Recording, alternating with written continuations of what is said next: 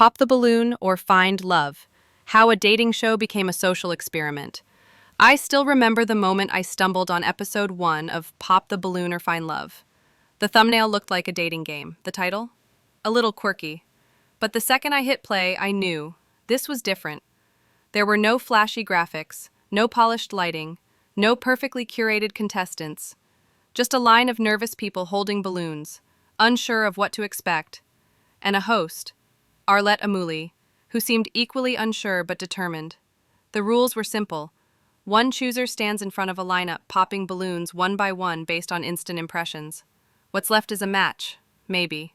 Or maybe just silence and the sound of rubber hitting the floor. It wasn't smooth. It wasn't scripted. And honestly, that's what made it electric.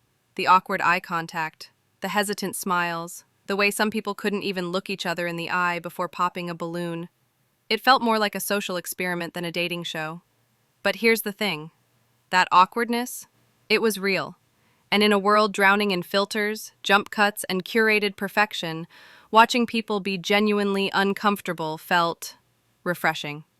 These first 5 episodes, they weren't about finding love. They were about finding courage. The courage to say, I like you, or I don't. The courage to stand in front of strangers, vulnerable, on camera. And the courage to be judged in real time.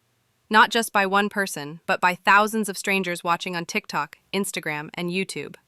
By the time we hit episode 6, Pop the Balloon or Find Love had something it didn't quite have before: momentum. You could feel it. The pacing was tighter. The camera angles, still basic, felt just a little more intentional. And most of all, Arlette. She found her voice. She wasn't just hosting, she was drawing people out. She asked that one follow-up question that cracked through the surface. Why did you pop that balloon? What made you hesitate? She wasn't afraid to make people confront their own choices, on camera no less. Contestants started walking in differently. There was more personality, some came in ready to entertain, and it worked. The comments section lit up.